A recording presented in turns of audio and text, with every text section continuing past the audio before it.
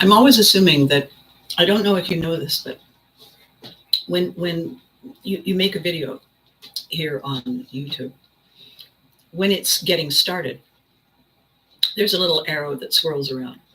And I always assume, because because I'm not technical, is that that's kind of the warm up. That's like the floor director saying, in 3, 2, 1. So you figure that you have a last minute chance to get that final sip of coffee, which of course isn't necessarily true. And then you watch the video and you think, oh, for God's sake, how long is it going to take me to figure this stuff out? And the answer is, no one really knows.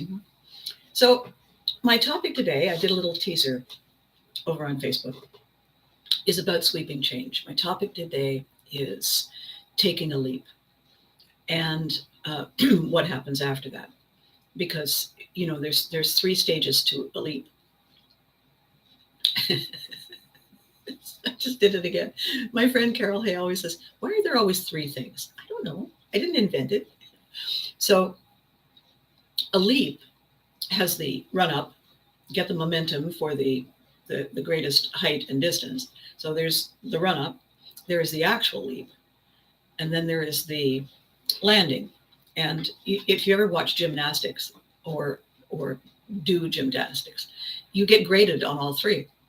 You get and so the ones who land flawlessly and go ta-da, or the ones who intend to land flawlessly and go ta-da, and they're kind of there, and then just at the last minute something, they land kind of crooked on their foot and it's a lot of and so all the judges are going, and no, and changing the number. So when we leap, the 3 stages of the leap come with a lot of planning and execution, and then blowback. And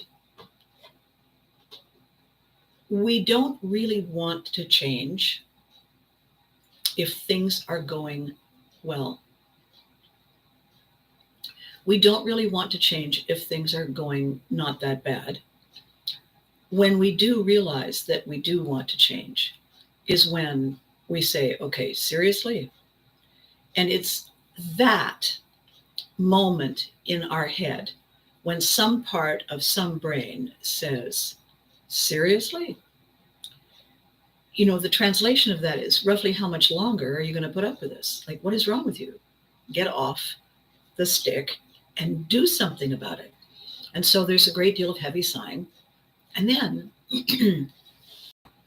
there's this lovely little equation that happens. Dissatisfaction becomes big enough, it triggers curiosity. Dissatisfaction has to be enough to say, okay, it's going to be a lot of work, but you know what? And it's that transition that gives us the energy and the momentum to say, okay, here we go. Move. And off we go.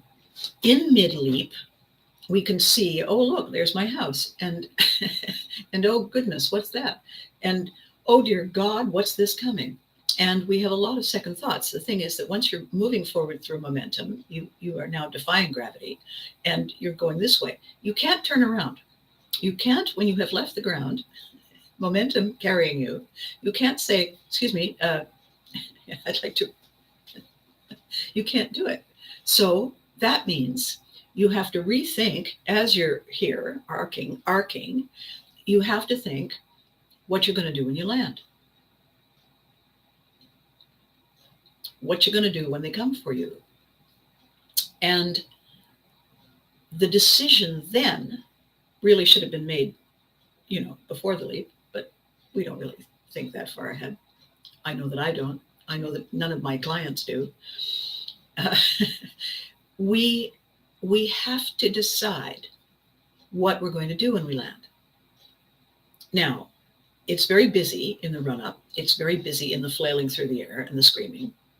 So when we land, we do have permission to say, okay, I'm just going to stand still for a second and catch my breath. Or we can hit the ground running as though we're being chased by the hounds of hell. And I've certainly done that. We all have. Or we can hit the ground and reverse direction immediately and run and try and return to the place we were. Those are the options. That's it. Now, here's the interesting thing. There's that saying that you can never step into the same river twice. And what they mean by that is it's not the same river because the water you stepped in before has moved on. So the nature of the river itself, it's still water, but it's different water. So you're not stepping in the same river. And also, you are not the same as you step in. So if in mid-leap you decide, oh, no, check please, when you go back, if you land and turn and return, it's not going to be the same because you are bringing with you all the new experiences that you have traveled through once you initiated the leap. So you bring all the knowledge and memory and experience and screaming and, oh, look, I can see my house with you back to that previous place. Now, standing in that previous place, you see through different filters. So suddenly just turning around and saying, never mind, okay, is not actually possible. We can try to closely approximate it, but not really. So, oh, you know what I didn't do? I didn't type hello. Oh, how rude of me. Hang on a second. Hi, everyone. Welcome back. Sorry for the delay. Okay.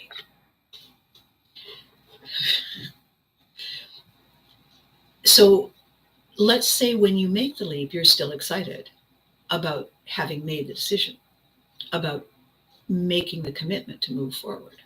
You've made some plans, and now here you are landing. You've rounded third, you're sprinting into home, and the next voice you want to hear is the umpire saying, safe. That's what you want. That's what you want to validate your decision to make the sweeping change. But here's what happens. Just as if you had chosen to go back, the way you see the place you were is different. Once you arrive at the new destination, remember that you were envisioning that destination from back there. But now you're all the way over here, and the view is different. And your expectations are coming face to face with reality. What you thought would happen, the plans you thought you'd made, the tools you thought you brought that were the right ones, may not be.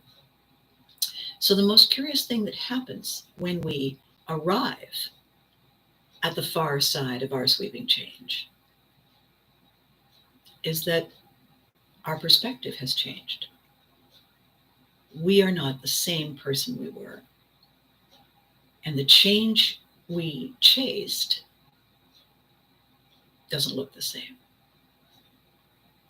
It's in that moment, and a lot of us are right there now because spring is coming. It's this weekend is the last dying gasp of officially winter. Wouldn't it be nice if we woke up? Wouldn't it be nice if we woke up on Monday morning and all the snow had just miraculously gone, and all the leaves were green and the sky was blue? And wouldn't that be amazing? My goodness. Talk about sweeping change. So in anticipation of this weekend, everyone is saying, oh my God, I just need to feel different. I want to tell you a story. It's a true story. And it's one of my, oh dear God, what was I thinking moments, and a very interesting lesson as well. So quite a few years ago, I hit a wall of many bricks, many layers, many unhappy surprises, and I hit the wall at a fair rate of speed. And when I sat there, boof, thud, and I sat there, and I realized a couple of very important things. I had way too much baggage that I was carrying, both emotionally and, oh my God, look at all this stuff. Here's the thing about military people, military kids. They don't like to move. They may like it in the beginning, but they don't like to move. And so what they do kind of subconsciously is they hang on to stuff. So every time there's a next move, it's difficult. What we're subconsciously hoping is that people are going to say, oh my God, you have way too much stuff. Never mind, you can stay. That's what we're hoping. Well, good morning, Lomez. Spring where I am means pollen and tornadoes. No thanks. I'd like to pass on and go directly to fall, please. Oh, hon. Okay, I'm so sorry. My second question is, why are you still where you are? I mean, are these not signs that you should think about someplace else? Maybe just to lean to the right, move 6 feet over to avoid the tornadoes. You know that cartoon where Bugs Bunny opens the front door, and the Tasmanian devil runs through, and then Bugs opens the back door and he goes out the other side, and Bugs closes the door behind him. It's just like, could you not somehow do that? So in this story of mine, I was working on a project. I was working on a really big project. And all of a sudden, the funding was pulled. And so the project was put on hold indefinitely. So, you're in mid singing, you're in mid la, and all of a sudden, so there's no singing. And you hadn't planned the next thing you were going to do because you had assumed this was going to carry on for a while, and you can't do two things at the same time. Only now you're not doing anything at the same time. So there was that. And with that, also coincidental, since the project stopped and the funding was halted, then they're not going to pay you anymore. There isn't a new thing yet, so they're not going to pay you because you don't even know who they are. And yet the bills are due and you need groceries. And, the dog ate its leash again. So those were all difficult. And, I scrounged around and I found a few things to do, but it felt anxious making. It felt, not a good place to be emotionally or mentally or energetically. And so I took a look around myself at this place I was living, and I realized that I had collected stuff, and I had done it so that you couldn't move me with a barge pole. And I made a very, very bold decision.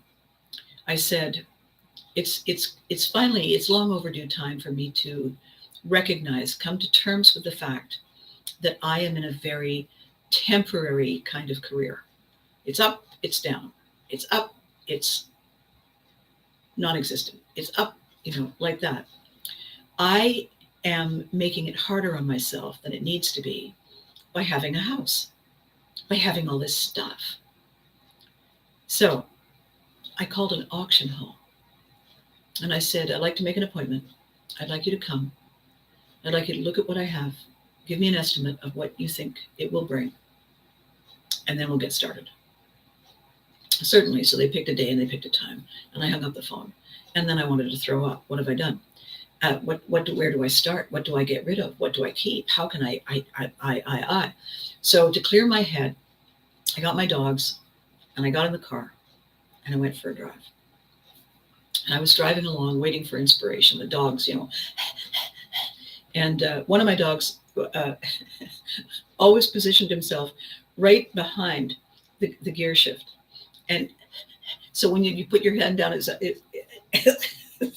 disgusting. So I'm driving along and thinking, oh, for God's sake. And I think I said, you guys are sometimes more trouble than you're worth. And that triggered. And I thought, oh my God. I actually pulled the car over. I'm sitting by the side of the road, signal thing going. And I said to myself, I know what to do. I know the answer. When I turn the car around and I drive back to the place I'm living, if in my absence, the house had burned down, spontaneous combustion, and there was nothing left, just me in the car with the dogs, what would it break my heart to lose? what would just devastate me? And I sat there for a while, and I always carry a little notebook in my purse. I pulled it out, and I had my pen, and I had the notebook open.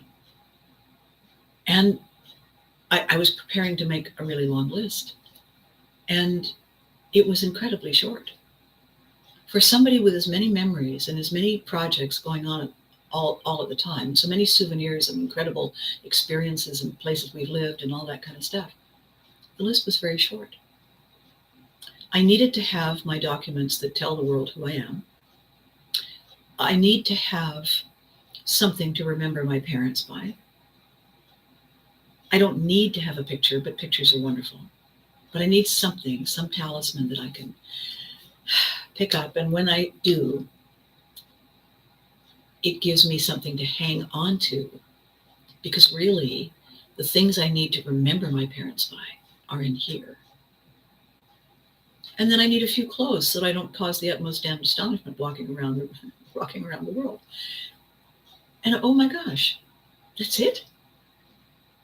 I went back to the house. I packed all those things. They took up very few boxes. It was quite depressing, quite astonishing. A couple of boxes, a couple of suitcases, some food. And when the auction people came, I already had the boxes and the suitcases and the food in the car. And they took everything. And I watched them drive away. And I said, well, that's a leap. That's a fresh beginning. Okay. And I felt that the kind of combination of anxiety and excitement and adrenaline and fear and wonder that had carried me through watching them come and watching them carrying everything out. And I thought, okay. And I turned around and I walked back in the house. And I stood there. And it was empty. And I said out loud, what have I done? What have I done? I have nothing. I mean, I knew I had what matters safe. But all the things that I invested myself in, when I looked at the couch, when I looked at this, when I looked at that painting, when I looked at those dishes, they had become proof that I exist. I had given them way too much power, way too much importance. I can always buy dishes. I can always get a couch.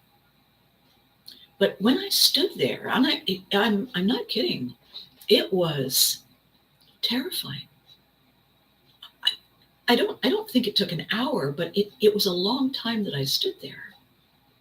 And I didn't know what to do because I was in mid-leap. When that auction truck drove away, I left the ground. I was defying gravity. And it felt like I didn't have a parachute. And I didn't know how to complete the arc and land. I hadn't really realized what it was going to take. And then I said, oh, well, carry on. And I landed. And I picked up my purse and my keys. And I said, come on, guys. And the dogs and I walked through the door. And I locked it. And I got in the car. And I drove away. Where did I go? I'd made arrangements to house sit for someone. I said, is it okay with the dogs? Absolutely. We love your dogs. Okay. So all of a sudden, I'm in somebody else's house with somebody else's stuff that I have no investment in except respecting them and my stuff. A couple of boxes, a couple of suitcases, and some food. And I sat there and I waited and I breathed.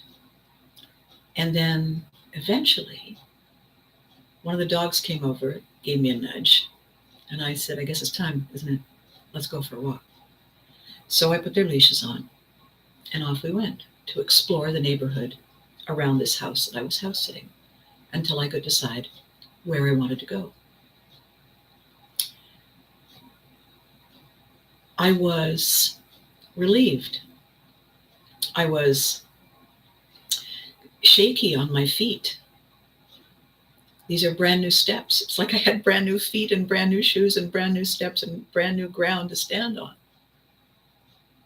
But the military brat in me said, we've moved before. And we're still here. Because wherever we go, there we are. So sweeping change comes with stuff. Sweeping change allows us to get rid of stuff.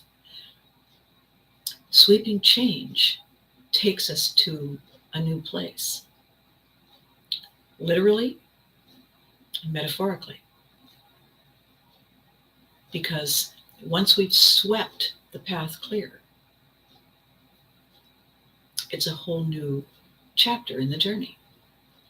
We're not carrying with us the dust, the ghosts, the baggage. It's a clean slate. It's very exciting. As long as we can remember, we got this. Obviously, this is all part of the pivotry conversation. The reason we are able to change, to leap, to land, is not because we have to become somebody new. It's because we have the ability to reach in, to lean in, to find the part of us that's the most ready. And we have all those people inside us. Because every single minute of every single day of every single year of our lives, we have been taking these amazing leaps without knowing it, without realizing. So when the big ones come along that we're aware of, it's scary until we remember we got this. We're fabulous. So that's the conversation today about sweeping change. Spring is coming. People are making decisions about their lives, their directions, their goals, their relationships, their priorities, and it can be overwhelming. So I was saying this as well on Facebook. A friend of mine was just in a very big downhill rush to complete a project. He's publishing a book, and he sent it off and said, okay, and then realized he had all this other stuff that he hadn't taken care of for months and months and months, and it felt overwhelming. And so when he wrote his email update today, he said, so I had to really think about it, had to talk to my wife, had to really think about it, and I decided the top priority today was to take a break, to breathe, to insert that moment, to shift gears, to shift out of that gear into neutral before shifting into the next gear. So that's what he was doing. And that's what we all need to do. That's what I have to remember to do. Otherwise, I have no business telling you to do it. So today, part of today, I'm doing that. Part of Saturday, the weekend coming, I've made a commitment to my partners in crime. And I said, spend the morning, maybe shopping, maybe lunch. And they said, totally, see you then. So my leap, I've landed. Now begins the rest, the breathing, the recovery, so that I can start the journey in my new direction. It's exciting. And we need to do it for us. We need to do it for others, but we need to do it for us. Do you know why? Because we deserve it. We deserve it. So on that note, I'm going to love you and leave you temporarily. I'll be back next Tuesday at the usual time. So for the days that come in between now and then, you know the drill. I'm going to add one at the beginning. Stop stalling. If you're feeling ready, you're ready. You are. If you're feeling dissatisfied and you're starting to get that curiosity thing, you're ready. And you know what? If you need advice, you know where to find me. I'm right here. Be good to you. You deserve it. I can't tell you how wonderful it is to have you part of this. You know we have 275 subscribers now? Remember to hug your loved ones. They love you back. Bye for now. Thanks for watching.